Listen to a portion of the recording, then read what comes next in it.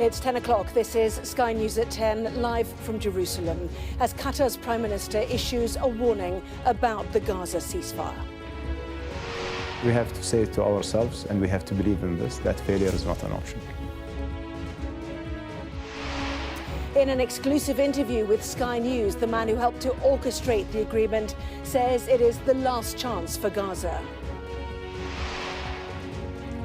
Israel's Security Cabinet approves the deal and names 33 hostages held by Hamas, the first of whom are expected to be released on Sunday. Also tonight on Sky News at 10, obsessed with the Nazis. A man is jailed for 22 years for attempting to murder an asylum seeker while on bail. We hear from a TV presenter who was previously sent racist videos by him. TikTok is banned in the United States, effective this Sunday, but with the outgoing president saying he will not enforce the law, it's over to Donald Trump. One of the greatest, Manchester United and Scotland striker Denis Law dies aged 84. And we'll take a first look at tomorrow's front pages in our press preview from 10:30 right through to midnight.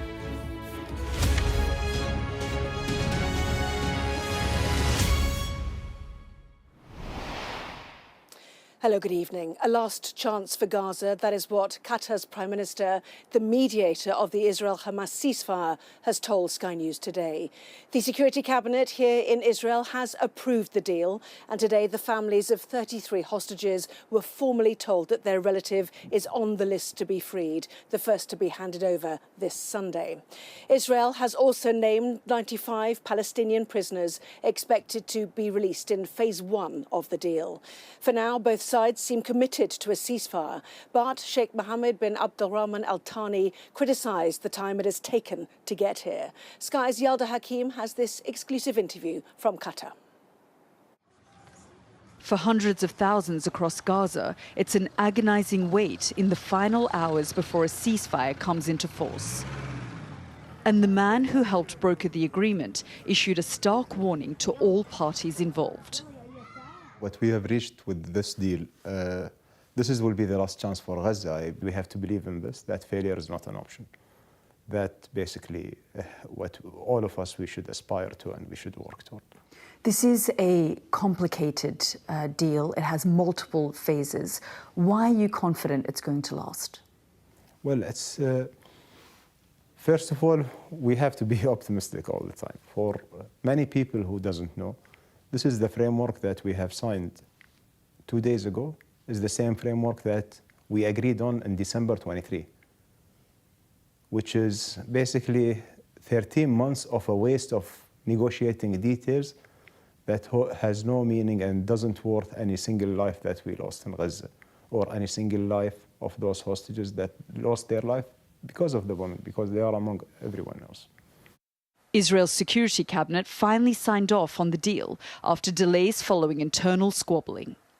Qatar's Prime Minister says all involved must seize this opportunity for peace. I believe it's the moment for all of us today to think about what's on the broader picture. How can we have a peaceful Middle East? How can we have a Palestinian state next to Israeli state living side by each other peacefully? And that's what we are aiming for.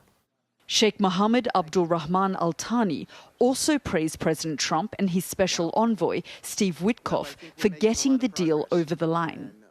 We believe President Trump can create a greater impact for the region, and Steve Witkoff, the special envoy to the Middle East, has demonstrated a leadership in these negotiations, and we see the way he fought for a deal to happen. And I believe if this will continue to be the attitude and the approach for the next 4 years, we can create a lot of good things for the region. Qatar has been at the center of negotiations since the Hamas-led attack on Israel on October the 7th, 2023. Despite its success in mediating a brief ceasefire and hostage exchange in November of that year, its hosting of Hamas's political office has received criticism from some quarters. It didn't stop us, it didn't hinder our effort. It made us more committed to achieve our objective and our goal to bring the ceasefire and to bring peace to Gaza and to bring the hostages back to their families. We feel for both the same way. All of them, they are a human being. Despite commitment from the negotiators, this is a fragile deal between two sworn enemies, and the chance of it collapsing remains high. Yalda Hakim, Sky News in Doha. Well, the Israeli government is still meeting tonight. Let's take a look at how the ceasefire deal will work. In the first phase, which is set to begin on Sunday, the first of 33 Israeli hostages are expected to be released, the list including all children, women and men over the age of 50. In exchange for each Israeli civilian freed, Israel will release 30 Palestinian detainees. And in exchange for each female Israeli soldier freed, a further 50 Palestinian detainees will also be released. That is approximately 1,000 Palestinian prisoners, men, women and children, who will be released in total. Also in phase one, during an initial 6-week halt to fighting, Israel will begin to withdraw its forces from central Gaza. Displaced Palestinians will also be able to return to the north of the Gaza Strip. The multi-stage deal will also allow a surge in humanitarian aid into Gaza. Hundreds of truckloads of desperately needed food, fuel and medical supplies are expected to flow in through Egypt's Rafah border crossing. Negotiations on the second phase are to begin on day 16 of the first phase and are expected to include the release of all remaining hostages, including male Israeli soldiers. It is also likely a second phase will include a permanent ceasefire and the full withdrawal of Israeli forces. The third and final stage is yet to be negotiated, but could include the return of the remaining dead bodies of hostages to Israel. The main focus of the third stage, though, will be around the reconstruction of Gaza, a process which could take years. Long-term questions about a post-war Gaza remain, including who will govern the territory. Here's Sky's Middle East correspondent, Alistair Bunkle. The ceasefire has been agreed, but there is no peace yet in Gaza. Israel has carried out waves of airstrikes throughout the day. In the last 24 hours, almost 90 people have been killed, according to the Palestinian Ministry of Health. But after 15.5 months of constant bombardment, finally, they can start to hope. There's a feeling of happiness for one to go back to their place and go back to their loved ones, even if one lost many loved ones and lost family members. It's a happiness that can't be described, that everything would stop and life would go back to normal. In Israel, emotions are mixed. It's still too soon for them to celebrate. Daniel Lifshit's 84-year-old grandfather, Oded, is on the list of the 33 to be released in the first phase. They don't know whether he'll be one of the first 3 to be released on Sunday. They don't even know whether he is still alive. I try not to prepare too much because I don't know how it will come back. So, it's impossible to prepare to a celebration and a funeral together. It's so opposite that if I will prepare to one and I get the other one, it will be too hard. So I just hope a miracle will come. It will come on 2 feet, and as much as live hostages will come in this phase. And this deal is not a partial deal. It's a gradual deal, and it must continue until the last hostage is home. Hospitals in Israel are preparing to receive the hostages, unaware of what condition they'll be in. There are 6 hospitals which are prepared to get the hostage coming back, the captives coming back from Gaza Strip. Of those 6 hospitals, 2 are prepared mainly to engage problems, acute problems and damage. Israel has published a list of Palestinian prisoners due to be released on Sunday. They include 95 women and children.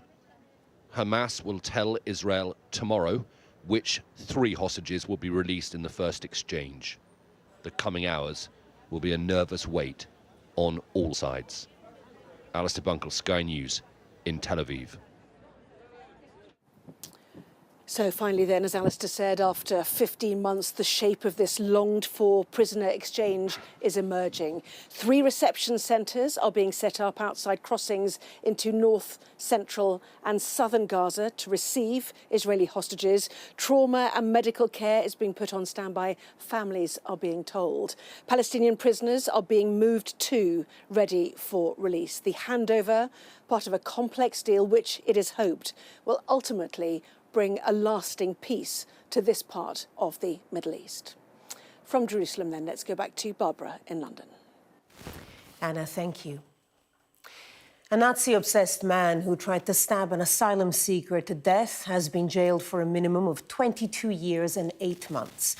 32-year-old Callum Parslow, who has Hitler's signature tattooed on his arm, attacked a man at a hotel being used to house migrants in April last year.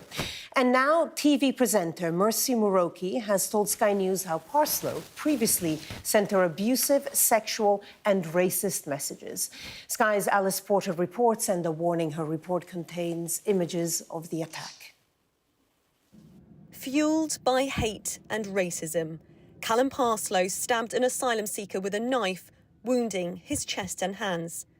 The white supremacist from Worcester had researched hotels which housed asylum seekers, and in April 2024 went to the Pear Tree Inn, attacking Nahum Hagos, an asylum seeker from Eritrea who fled bleeding into the car park, Parslow chasing him.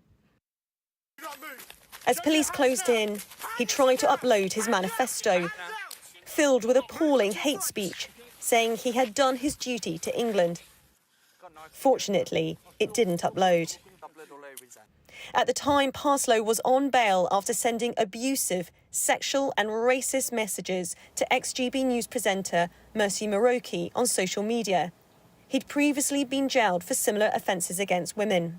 He started sending me these graphic videos of him pleasuring himself. I decided that, this person was clearly not just a keyboard warrior, and I realised that his behaviour and his messages were escalating.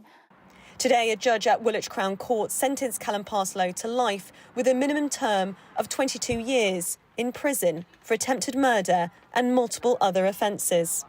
I have no doubt that this offence has a terrorist connection. Your cruel and violent attack on Nahum Hagos has had a devastating and lasting impact upon his quality of life. Callum Parslow was obsessed with Nazis. The signature of Adolf Hitler was even tattooed on his forearm.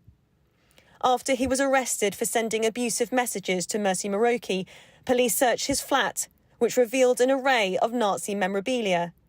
Mercy says his far-right ideology should have been taken more seriously by the initial officers. I could see he was clearly a dangerous individual based on the things that he was saying, and on his Twitter as well, there was all manner of just crazy far-right conspiracy theories, and I knew he was a dangerous individual, and I'm not sure that the police necessarily appreciated the extent to which he might be dangerous. I think if it was Islamic terrorism, for example, the police probably would have taken it more seriously. Police have not yet responded to these allegations. West Mercia Police have previously said that Parslow's bail conditions were appropriate to the nature of the offences. Fortunately, Nahum Hagos survived the attack, but questions remain as to whether more could have been done to prevent it from happening. Alice Porter, Sky News. In the United States, the Supreme Court has ruled to uphold a ban on TikTok. In effect, it would mean the social media app would not be available to American users and content makers from Sunday. But with outgoing President Joe Biden saying that he will not enforce the ban, it's up to Donald Trump to decide when he enters the White House on Monday. Sky's science and technology editor Tom Clark reports. Here's the latest on the TikTok ban. It's official. The app TikTok is set to be banned. To the U.S. government, I'm never forgiving you for this. TikTok and its U.S. users campaigned hard to block the law banning it in America, but they failed. Baby dog, that's just my baby dog. TikTok previously said it will go dark in America on Sunday, taking with it all those dance trends, memes and marketing opportunities. Baby, work it. This is not a real cat, okay? But it looks like one. Leaving creators like 23-year-old Queen Tay without the app responsible for 90% of her income. Its algorithm is like no other. As somebody who has been posting on every major platform for years, and majority of creators could agree with that. That just sense of opportunity, that being lost will be devastating. So will America's 170 million TikTok users wake up on Sunday morning to find their favourite app is dead? Or could it get a stay of execution? It seems Donald Trump doesn't want to be the president whose first act in office is to terminate TikTok. He'd rather be the one who saves it. President Trump first backed the ban based on fears TikTok's Chinese ownership compromised American national security. But now he's changed his mind. With billions of views, billions and billions of views, they brought me a chart, and it was a record, and it was so beautiful to see. And as I looked at it, I said, maybe we got to keep this sucker around a little while. He's indicated he'll extend President Biden's pledge not to prosecute any violation of the ban, provided TikTok is sold to an American owner. But it's not a tune TikTok is dancing to, nor Beijing, which must approve any deal. They refuse to sell. Legal experts think TikTok is unlikely to ignore an act of Congress, and President Trump doesn't have the power to either. Trump is inclined to do anything he manages to have the logistical and practical power to do. But we're kind of skirting a number of constitutional crises if he does that. His job as chief executive is to enforce and uphold the law. And if he's not enforcing and upholding the law, that's a problem. Barring a repeal of the law by Congress or an unlikely climb down by Beijing, it'll be tough to keep TikTok alive in America, even for the deal maker in chief. Tom Clark, Sky News. Well, 8 years ago, Donald Trump enjoyed a presidential swearing-in ceremony with all the usual pomp and circumstance, flanked by VIPs on a massive outdoor stage and watched by hundreds of thousands of spectators in Washington. But this year will be different. A forecast for bitter cold means the inauguration will now be moved inside the U.S. Capitol building. Let's go live to Washington and speak to our U.S. correspondent, Mark Stone. Mark, an unusual but I guess unavoidable move by Donald Trump. Yeah, I can confirm it's already absolutely freezing here in Washington, and it's due to get a considerable amount worse. It's about 0 now, and it's going to go down to feel like about -15 by Monday. And so a decision has been made, an almighty change of plans to move this historic moment, the swearing in of the 47th president of the United States, from outside that building to inside. It will instead take place in the rotunda of the Capitol building here in Washington, D.C. At midday on Monday, local time, Donald Trump will be sworn in. And of course, it will mean that a much smaller number of people will be able to attend in person inside that event. So it's causing logistical nightmare for organisers, with many people who are VIPs and were expecting to be able to attend the event on the dais outside will now be unable to. They will be forced instead into the rather unglamorous Capital One Arena, a sports stadium in the Chinatown area here of Washington, D.C. It's symbolic, too, to have the inauguration in the rotunda. It's only happened once before, the second inauguration of Ronald Reagan back in 1985. Symbolic as well because it is the same location where supporters of Donald Trump back in January 2021, January the 6th, 2021, they went into that rotunda, into that building as they tried to overturn the result of the 2020 election. So a massive change of plans. It will change an awful lot, and the look and feel of the event will be altogether different. But you can bet that this is the beginning of, frankly, a new world, because when Donald Trump becomes the president, he has made quite clear that on day one, on the day that he is inaugurated, he will enact perhaps as many as 100 executive orders, overturning Biden legislation, making sweeping changes to things like immigration, imposing massive trade tariffs on other countries. We're in for a ride. We definitely are. Mark Stone in Washington, thank you. Well, as the inauguration approaches, let's take a look at some of the content available on the Sky News website. Our U.S. correspondent James Matthews has been looking at who's who in the Trump dynasty and their roles in the president-elect's political career. Donald Trump has 5 children from 3 different marriages. His first marriage to model and businesswoman Ivana Trump resulted in 3 children: Donald Jr., Ivanka and Eric, who have all worked for the Trump Organization. And they've spent plenty of time in the spotlight, supporting their dad's political career. Never have I been more proud to be a Trump. Never have I been more proud to be my father's son. And you can watch the inauguration of Donald Trump on Sky News. Full coverage here from Monday afternoon.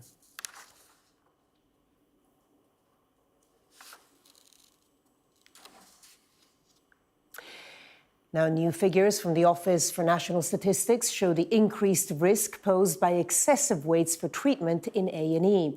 The study examined health outcomes of 6.6 million patients between March 2021 and April 2022. And this comes as the health service continues to face one of its most severe winters.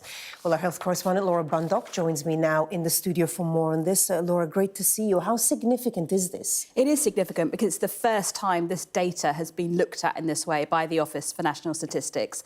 And many are saying it demonstrates the dangers of long waits in A&E, showing that there is this increased risk of dying the longer you have to wait. So the figures show that your risk of dying within 30 days doubles if that wait in A&E lasts more than 12 hours. And that's compared with patients who are in and out within 2 hours. So if we look at this chart here, you can see the bars show the waits and the amount of time people are waiting. So the top bar there, 3 hours. People who wait 3 hours in A&E were 10% more likely to die within 30 days. That's compared to people waiting 2 hours. But at the bottom there, those waiting 12 hours were 110% more likely to die. And the reason this matters is because those 12-hour waits are not uncommon. They're becoming more and more common. There are more patients going to A&E and they're having to wait longer. So if we take a look at this next chart here, it looks at the long A&E waits and how they're getting worse. The latest figures show that nearly 1 in 3 people had to wait more than 4 hours to be seen, which is 6 times higher than the target, which is constantly being brought down because it's never met. And we hear a lot about these waits on trolleys, so corridor care, the trolley wait. So patients are on a trolley, need to get put somewhere else in the hospital, and they're having to wait on that trolley. They've been going up and up and up. This chart here, this next chart, will look at the pre-COVID situation, and those trolley waits didn't exist. Look, right at the start there, they're not a thing, pretty much non-existent. But if you look at the most recent figures, in December alone last year, there were 57,000 cases. Now, we can't make a direct correlation between delays in A&E causing these mortality rates, but these figures show there is a risk. And some say this is really compelling evidence about the threat to patients. And there are senior doctors now saying, look, it's all very well the government saying we need to tackle waiting lists, when they say actually the problem is in emergency medicine and this needs to be taken as seriously. Laura Bundock, thank you. Now, despite pledging one of the toughest sanctions regimes on Russia, in the past 2 years, the UK has fined only 6 companies for breaching those restrictions. And in stark contrast to the US, where firms are named and shamed, no details are made public about the companies or the breaches. Economics and data editor Ed Conway has more. Day after day, week after week, sanctioned goods are still flowing into Russia. We know we saw it and filmed it ourselves in Georgia as British-made Range Rovers passed into the country this way. Cars, though, are just the start of it. It's also components used on the battlefield, raising the question, what is the government doing to stop the flow and enforce the rules? There's scant information online about who's actually broken these rules, so we sent a Freedom of Information request to ask HM Revenue and Customs, the department enforcing trade sanctions, how many fines there have been and who's been charged. So we waited for 6 weeks and we got this letter. It's got all sorts of detail in it, but let me give you some of the highlights. First of all, how many fines have there actually been since the imposition of these sanctions? The short answer is 6. There have been 6 fines, ranging all the way from this one, £1,000 in August 2022, to this one for £1 million August of the next year, raising a question, you know, who is actually paying these fines? We asked that question and we got an answer. The answer is we're not going to tell you. And why are they not going to tell us? Because HMRC do not consider that disclosing the company name would drive compliance, promote voluntary disclosure, or be proportionate. But if you look at the UK compared with other countries around the world, we are relatively low in terms of the number of fines. Okay, so this is the UK. The light blue bit is HMRC fines, trade fines. The dark blue bit is other fines. We're relatively low compared with other countries in Europe. Not the lowest, but relatively low. But it does beg a question. Are there more to come? You know, how many investigations are we actually carrying out right now? Raising that question, we got the answer. We're not going to tell you. They're not going to tell us because the number of current investigations which may involve these sanctions, regardless of the eventual outcome, is not centrally recorded. They don't actually know. And to find out the answer to that would apparently involve too much work. It would involve too much time. We have therefore refused your request, which is all a little odd. If you're trying to organise an organisation like HMRC in terms of resourcing and all the rest of it, you would think that they might know how many investigations they have ongoing and how to staff all of those. So it's Are you surprised? I'm surprised that they didn't have that number to hand. Other government bodies operating in this area, like the Office of Financial Sanctions Implementation, for example, they include that number in their annual reports, just as a matter of course. And while HMRC grant privacy to anyone who breaks the rules, in many other countries, including the US, it's a different story. The U.S. loves to name and shame.